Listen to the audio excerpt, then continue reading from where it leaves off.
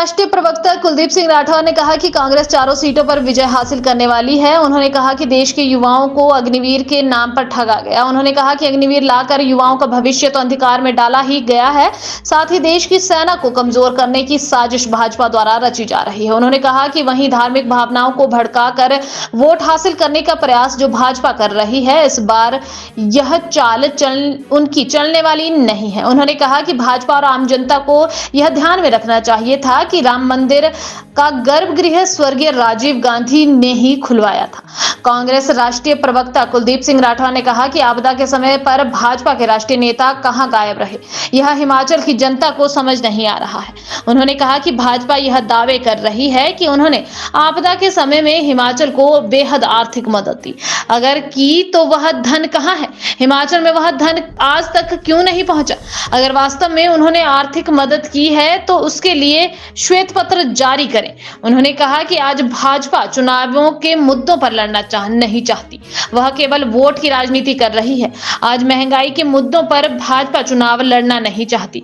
आज बेरोजगारों की बात भाजपा नहीं कर रही, वह केवल धार्मिक भावनाओं को उकसाने में लगी है जो लोकतंत्र के खिलाफ है। मुझे लगता है जो आरोप प्रत्यारोप चल रहे हैं वो ठीक नहीं है और ये चुनाव मुद्दों पे नहीं हो रहे। भारतीय जनता पार्टी के जो नेता हैं, चाहे प्रधानमंत्री यहाँ आए और उनके जो बड़े नेता यहाँ आए, वो मुद्दों पे बात नहीं करें। महंगाई कहीं मुद्दा नहीं, बेरोजगारी कहीं जो है मुद्दा नज़र नहीं आ रहा और उसी तरह से जो करप्शन है वो भी कहीं मुद्दा नज़र नहीं आ रहा।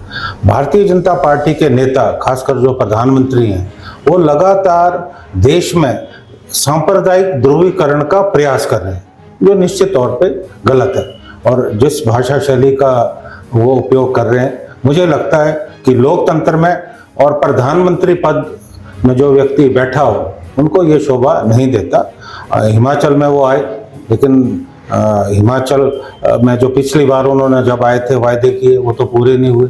किसानों से, बागवानों से जो उन्होंने वायदे किए थे, मैं बागवान क्षेत्र से आता हूँ, सेबों पे आयात शुल्क बढ़ाने की बात हुई थी, उल्टा आयात शुल्क आपने जो है घटा दिया। और हिमाचल में आपदा में जो मदद होनी चाहिए थी वो मदद हुई नहीं। हालांकि उन्होंने कहा है कि मैंने केंद्र से मदद भेजी। अब केंद्र से अगर मदद भेजी है तो वो कहाँ गायब होगी? हमने तो उन्हें कहा कि हमारा 10,000 करोड़ का नुकसान हुआ है और केंद्र से जो मदद हुई है, मैंने विधानसभा में भी ये बात पूछी कि आप श्वेत पत्र लेके आए, तो हिमाचल को तो भगवान भरोसे छोड़ दिया। तो मुझे लगता है कि हिमाचल प्रदेश में जो परिस्थितियां बनी है वो भारतीय जनता पार्टी के खिलाफ है। अगर धारा 317 हटाई, उसे आम जनता के जीवन में क्या प्रभाव पड़ा? आम जनता को तो कोई लेना देना नहीं।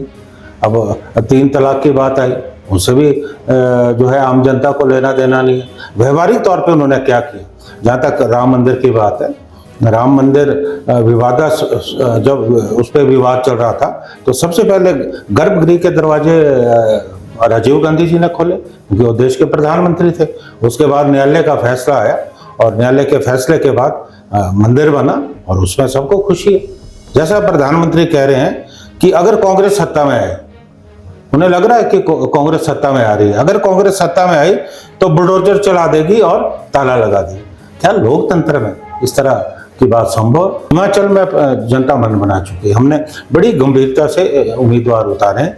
अब कांगड़ा की अगर आप बात करें, आनंद शर्मा कांग्रेस के बहुत बड़े नेता हैं और उनका बहुत बड़ा योगदान मंत्री के रूप में पूरे प्रदेश को रहा है, कांगड़ा के लिए भी रहा है। आज जनता बिल्कुल उनके समर्थन में खड़ी नजर आ रही है। वही बात हमारी मंडी की है, वहाँ हमारे युवा उम्मीदवार विक्रमादित्य सिंह है, यहाँ पे विनोद सुल्तानपुरी है, वो भी युवा है। और हमारे जो हमीरपुर चुनाव क्षेत्र है वहाँ पे भी हमारा जो सतपाल राय जाता है वो भी युवा उम्मीदवार है। तो कुल मिलाकर कांग्रेस पार्टी ने बड़ी गंभीरता से जो है इन सभी उम्मीदवारों का चयन किया और मुझे लगता है कि चारों पार्लियामेंट हमारे हक में जा रहे हैं और निश्चित तौर पे यहाँ से 4-0 होने वाला है।